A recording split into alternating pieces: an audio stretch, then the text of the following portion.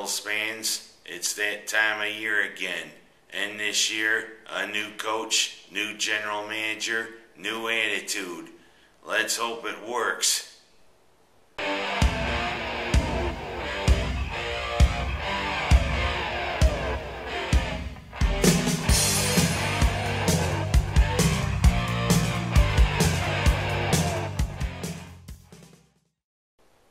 This year brought a lot of change into Orchard Park, Bills fans.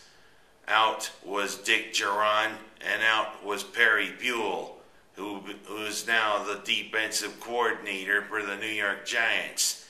And in comes a guy who was a proven coordinator in the past, especially for the Cowboys, and also because he was a proven head coach in the past, Chan Gailey. He proved that he's one who can work something out of nothing, especially the years he coached Dallas and the years he coached Georgia Tech. He's a very offensive-minded coach, which is something the Bills needed, because, you know, the Bills were offensive. Hey, you! Especially, and we needed somebody with emotion, because Chan Gailey can speak rings around Dick Jauron. Dick Jauron sounded like an android. Hey, Jauron, you want to answer this question? Yes, I want to answer this question, but don't expect my voice to change much. I am an android, and must be I am a robot. Well, I kind of messed up on that, but I don't think Ray Bradbury or Isaac Asimov would mind. Well, Dick Jauron, I don't know where he went. But you know, Chan Gailey's there, and so is Buddy Nix as the new general manager of the Bills. But you gotta wonder, both of them with their drawls, you hope the Bills don't wind up Southern fried. But you know, all the previews are predicting doom and gloom for the Bills. Some of them have them ranked last in the entire league. Or let's not get ahead of ourselves, shall we? Well, let's take a look at things. Many people went like this. When Buddy Nix didn't draft a quarterback, he just went with the status quo. Trent Edwards, Ryan Fitzpatrick, and Brian Brohm. In the 7th round, they did draft Levi Brown out of Troy, but you know, he was among the final spate of cuts for the Bills. So he's not on the roster.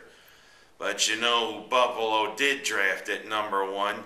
C.J. Spiller, a running back that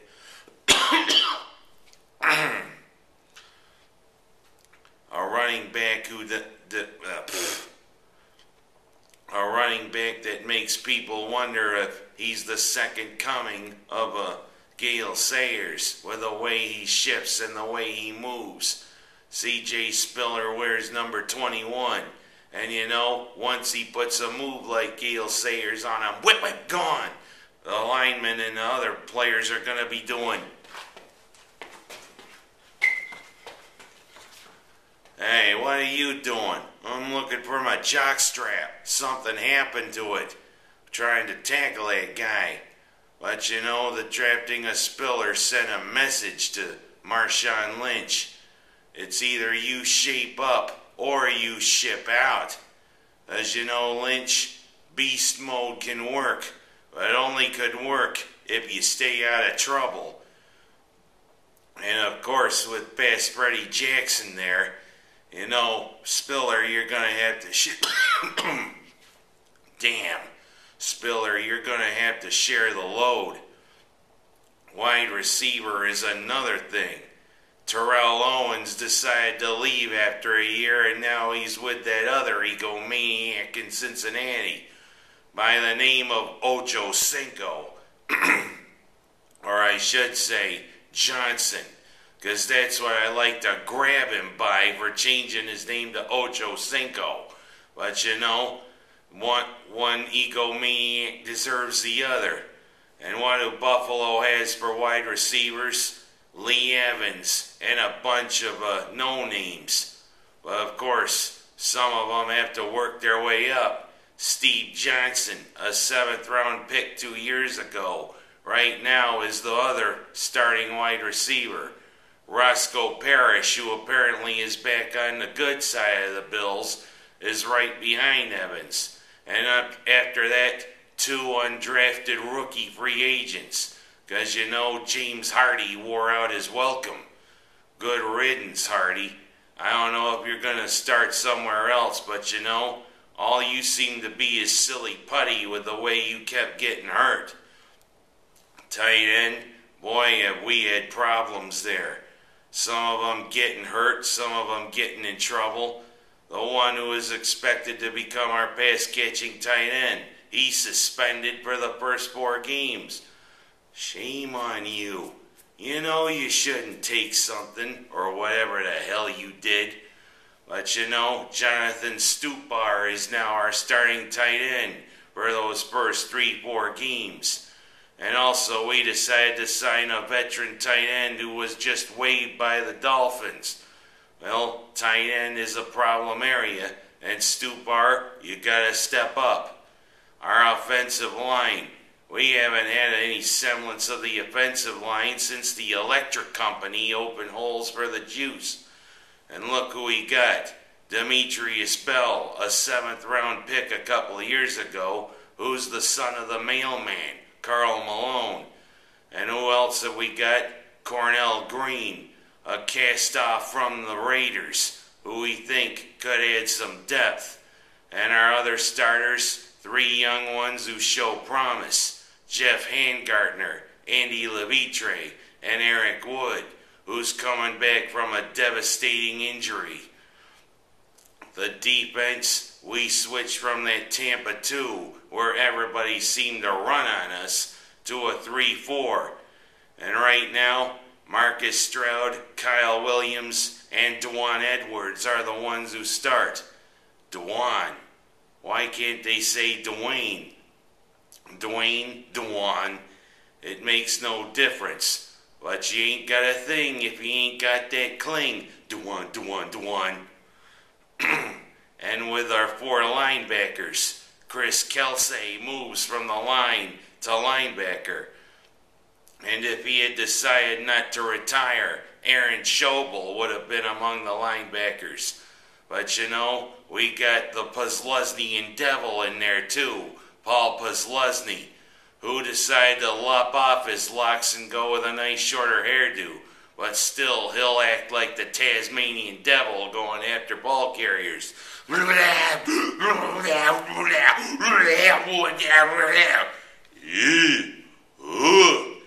As Bugs Bunny would say. Eats aardvarks, ants. What, no wabbits? And especially wabbits and football players. And our secondary, a team strength. Especially because the bird is the word. Jairus Byrd is back for his 2nd year. In his first year, he picked off 9 passes. And of course, everybody's going to be talking about the bird.